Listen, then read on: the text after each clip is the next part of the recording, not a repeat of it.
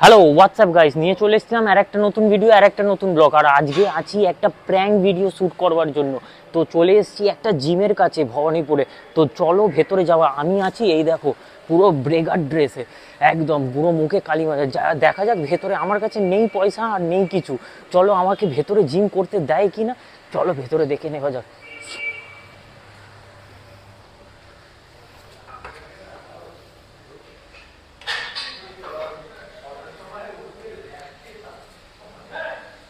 Five minutes later. দাদা বলছিলাম এখানে কেউ আছে? আমি জিমে অ্যাডমিশন নিতে এসেছি। হ্যাঁ, জিমে অ্যাডমিশন নিতে এসেছি। এই অবস্থায় জিমে অ্যাডমিশন? হ্যাঁ হ্যাঁ, আমি এখানে একটা কুলি মজদুরের কাজ করি। আমার কাছে পয়সা নেই এমনি। এইখানে কেউ আছে একবারে জিমে কথা বলবার জন্য? এই অবস্থায় তুমি কোত্থেকে এসছো, কি ব্যাপার? আমি পরে বলছি একবারে। একটু কেউ আছে যে আমাদের এখন স্যার আছে, স্যারের সঙ্গে আপনাকে। স্যার দেখুন তো, এই অবস্থায় জিমে অ্যাডমিশন নিতে এসছে। বলছিলাম দাদা কি আমি এমনি নদিয়াতে থাকতাম।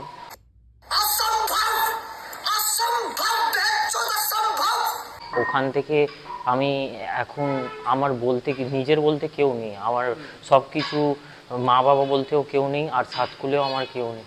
তো আমার কাছে আপনাকে দেবার মতন কোনো পয়সা করি নেই। তো আমি দুবেলা আপনার জিম পরিষ্কার করে দেবো, আর তার বিনিময়ে যদি আপনি এই অবস্থাতে এক্সারসাইজ করা যাবে না। না এখানে এই অবস্থায় এখানে দেখছো আমাদের করা যাবে না। এই অবস্থায় এক্সারসাইজ করা যায়? জিম পরিষ্কার করবে কি কি পরিষ্কার করবে? জিমে যেই সব মেশিন আছে, আয়না তুমি থেকে খাবার দাবার খেয়েছো? হ্যাঁ বলো তো, আমরা খাওয়াচ্ছি তোমাকে কিছু? না ওই তোমার তো দেখে মনে হচ্ছে শরীরটা দুর্বল হয়ে গেছে। अच्छा ठीक है। হ্যাঁ কতদিন খাওয়া দাওয়া করোনি? করি, যেরকম জোটে সেরকম খাই। বড় বাজারে ওই কুলি মজদুরি করে যেইটুকুই তো জানেন কি। शाबाश बेटा, बहुत बढ़िया। কি হঠাৎ করছো? এক্সারসাইজ করার দেখা না যাও। হঠাৎ এক্সারসাইজ করার এই কাপড় জামা ছেঁড়া ঠান্ডার সময় যায় স্যার দেখে তো না, মনে হচ্ছে দুদিন মানে খাওয়া দাওয়া করে। আমি জানি তো মানুষ মানে যদি সুস্থ হয়ে বাঁচবার জন্য মানুষের হেলদি সুস্থ হয়ে বাঁচবার জন্য তো মানুষের হেলথই দরকার। মানে যদি হেলথ না থাকে তো মানুষের কিছুই নেই। মানুষের যদি শরীর না থাকে তো আমি সেই জন্যই চাই কি নিজের শরীরটাকে ঠিক রাখতে। আর ভবিষ্যতে আমি হয়তো শরীর ঠিক হলে আমি আরও ভালো কাজ করতে পারবো। Okay good. তো খাওয়া দাওয়া কি হয়েছে না সেটাও হয়নি? হ্যাঁ ওই তুমি বলো, আমি শুনছি। আমি ওই সকালবেলায় খেয়েছিলাম পাউরুটি। তুমি কি এক্সারসাইজ করেছো কোনোদিন আগে? আর তোমাকে এক্সারসাইজ করার জন্য এই সব ড্রেস আপ চলবে না। তোমাকে চেঞ্জ করতে হবে। গেঞ্জি প্যান্ট যদি লাগে সে নানা একটা করা যাবে, বাট আগে এক্সারসাইজ করতে? আগে এক্সারসাইজ করতাম, কিন্তু ওখান থেকে মানে আমাকে রাখেনি। হঠাৎ এখান থেকে আমি কাজে চলে যাই নদিয়াতে। এবার নদিয়াতে ওখানে কাজ করতে করতে ওখানে আমাকে বাজে বদনাম দিয়ে আমাকে ধোঁকাবাজি করে আমার থেকে কাজ থেকে বের করে দেয়। ঠিক আছে। তুমি কখন থেকে স্টার্ট করবে? আমি কাল থেকে বললে কাল থেকেই শুরু করব আমি। ওকে, করা যায়। কিন্তু তোমার ড্রেস আপ চেঞ্জ করতে হবে। একবার দাদা আমি যদি জিমটা একবার একটুখানি দেখি। হ্যাঁ অফকোর্স দেখতে পারো, বাট তুমি এটা আগে বাইরে বাইরে রাখো, কম্বলটা বাইরে রাখো। ঠিক করে রাখো। ये कौन है?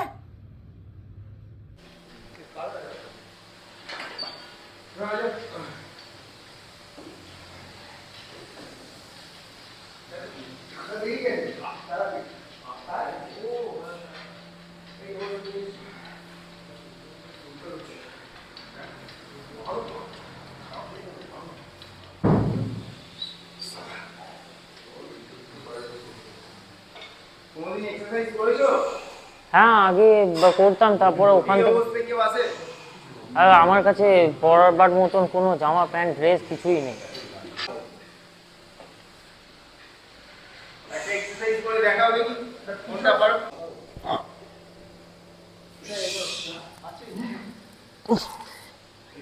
খাওয়া দাওয়া করে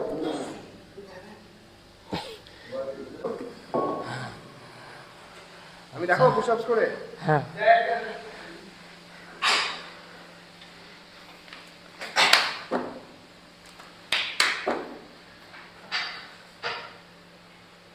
প্লিজ যদি স্যার আপনি দয়া করে যদি আমাকে আপনি একটুখানি ঠিক হেল্প আছে, করেন। বাট খাওয়া দাওয়া খেতে হবে, খাওয়া দাওয়া খেয়ে কর। ওকে, ভেরি গুড। স্টার্ট করবে, পোছাপুছি কি আছে করে নাও, এখন তো সবাই আছে। একটু ফ্রি হলে পুছে নাও, তখন যদি মনে হয় এক্সারসাইজ করো, করতে পারছো, কোনো অসুবিধা নেই। কিন্তু এইসব ড্রেসে তো হ্যাঁ চেষ্টা করবো কি মনে হয়। আর মেন কথা আমার কি বলবো আপনাকে, সবাই সবাই আমার সাথে এরকম করে বেইমানি করে আমার। ঠিক আছে,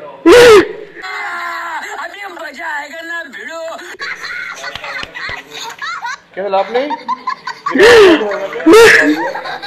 ঠিক আছে চলো।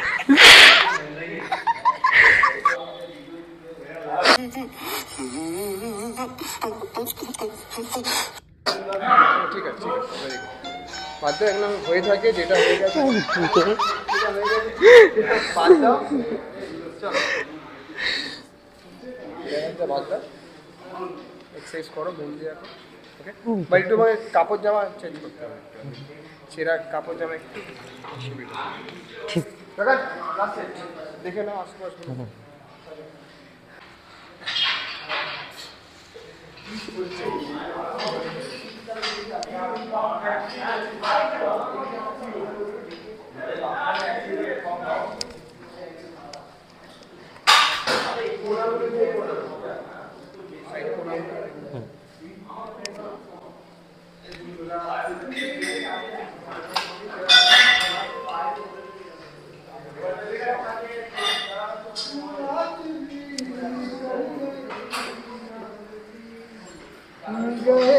तुम गए क्यों बात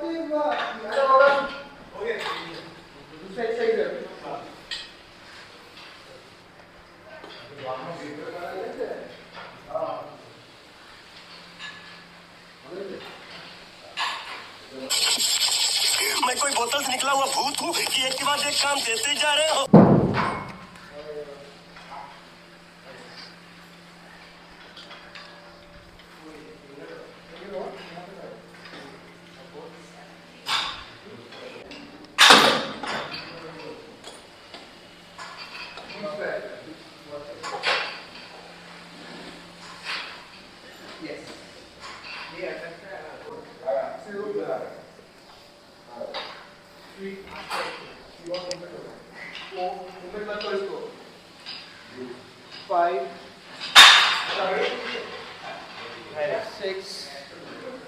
দাদা আজকে পরিষ্কার করে দিয়েছি, আর বিকেলে আবার আসবো, ও যদি পরিষ্কার করবার হয় আমি করে দেবো, আর বাথরুম যেগুলো আছে সেগুলোও আমি পরিষ্কার করবো।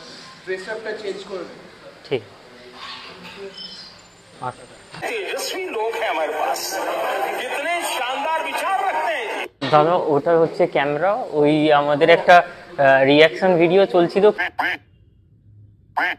এই জিমটা সবাই জন্য, সেইটাই তুলে ধরতে চেয়েছিলাম। আর এটা ভবানীপুরের একটা শ্রেষ্ঠ জিম এখানে চলছে, আর বাদ বাকি যেই সব কলকাতার জিম আছে তার থেকে একদম বেস্ট রিজনেবল ভ্যালুতে, আর বেস্ট ভ্যালু। আমি একবার ক্যামেরাম্যানকে আর জিমের যে ওনার আছে নারুদাকে ধন্যবাদ জানাচ্ছি, প্রশান্ত দাকে যে জিমের ট্রেনার আছে, আর ধন্যবাদ সকল সদস্যদের যারা এই জিম করছো। আর আজকে এই রিয়াকশন ভিডিওটা ছিল তোমাদের জন্য, যদি ভালো লেগে থাকে তাহলে লাইক শেয়ার কমেন্ট আর সাবস্ক্রাইব তো করতেই হবে। আসছে যারা বডি বানাবার জন্য, তো তাদের উপরে কীরকম একটা শিডিউল থাকে, proper exercise schedule, diet schedule, কীরকম একটা নর্মাল? বেসিক্যালি যারা বিগিনার, যারা মানে এক্সারসাইজ কোনোদিন করেনি, তাদের প্রথম কথা হচ্ছে তাদের যে মেন্টালিটি তৈরি হয়, বা যারা ভাবে যে এক্সারসাইজ করলেই চেহারা হয়, আমি বলবো সেটা তো ঠিক, বাট কোথাও না কোথাও তোমার ফিউল, যেটা আমরা ডায়েট বলে থাকি বা নর্মাল খাওয়া দাওয়া বলে থাকি, সেটা খুব ইম্পর্টেন্ট একটা বিগিনারদের হিসেবে। তারা কি খাচ্ছে, কেমন খাচ্ছে, সেটা খুব ইম্পর্টেন্ট।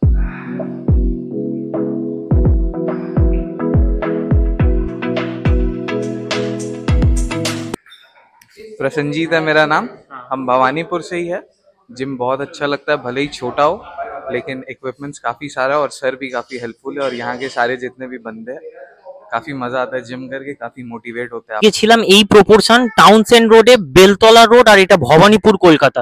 তো আজকে একটা নতুন ধরনের ভিডিও তোমাদের কাছে নিয়ে এসেছিলাম, প্র্যাঙ্ক। তোমাদেরও মজা লেগেছে আর আমাদেরও। আজকে ভিডিওটা নিয়ে এসেছিলাম কারণ কি, বড় বড় জিমেরা তো আমাদের থেকে অনেক অনেক টাকা নেয়, কিন্তু রিজনেবল রেটে এই জিম বেস্ট সার্ভিস প্রোভাইড করে উইথ স্টিমবার শনিবার করে। তো আজকে এখানেই শেষ করছি, আবার অন্য দিন অন্য কোথাও তোমাদের সাথে দেখা হবে। ততক্ষণের জন্য বাই।